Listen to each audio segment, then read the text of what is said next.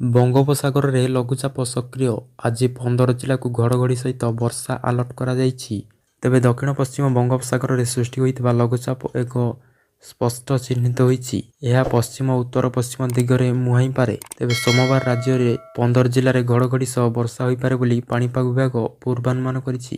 ମାଲକାନଗିରି, କୋରାପୁଟ, ରାୟଗଡ଼ା, କଟକ, ଭଦ୍ରକ, ବାଲେଶ୍ୱର, ମୟୂରଭଞ୍ଜ, ନବରଙ୍ଗପୁର, ଜଗତସିଂହପୁର, କେନ୍ଦ୍ରାପଡ଼ା, ଖୋର୍ଦ୍ଧା, ପୁରୀ, କେନ୍ଦୁଝର, ଯାଜପୁର ଏବଂ କଳାହାଣ୍ଡିରେ ସୋମବାର ଘଡ଼ଘଡ଼ି ସହିତ ସ୍ୱଳ୍ପ ବର୍ଷା ହୋଇପାରେ। ତେବେ ଉତ୍ତର ଓ ଦକ୍ଷିଣ ଓଡ଼ିଶାରେ ବିଭିନ୍ନ ଜିଲ୍ଲାରେ ଘଡ଼ଘଡ଼ି ଓ ବର୍ଷା ସହିତ ଜୋରରେ ପବନ ମଧ୍ୟ ବହିପାରେ।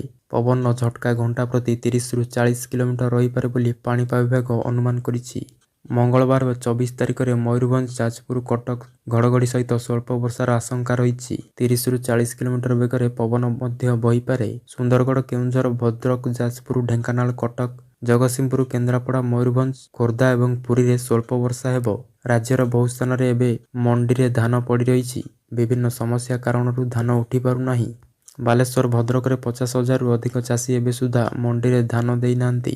ଅନେକ ମଣ୍ଡିରେ ଧାନ ଉଠାଣ କେବେ ହେବ ତାକୁ ନେଇ ଚାଷୀମାନେ ଅପେକ୍ଷା କରିଛନ୍ତି। ଏହିଭଳି ସ୍ଥିତିରେ ସ୍ୱଳ୍ପ ବର୍ଷା ହେଲେ ମଧ୍ୟ ଚାଷୀମାନଙ୍କର ବହୁତ କ୍ଷତି ସହିବେ। ଏଥିପାଇଁ ଚାଷୀକୂଳ ଆତଙ୍କିତ ହୋଇ ରହିଛନ୍ତି। ଆମର ଭିଡ଼ିଓ ଆପଣଙ୍କୁ ଯଦି ଭଲ ଲାଗିଛି ତେବେ ଭିଡ଼ିଓକୁ ଲାଇକ୍ ଏବଂ ସେୟାର କରିବା ସହିତ ଚ୍ୟାନେଲକୁ ସବସ୍କ୍ରାଇବ୍ କରିବାକୁ ଭୁଲିବେ ନାହିଁ।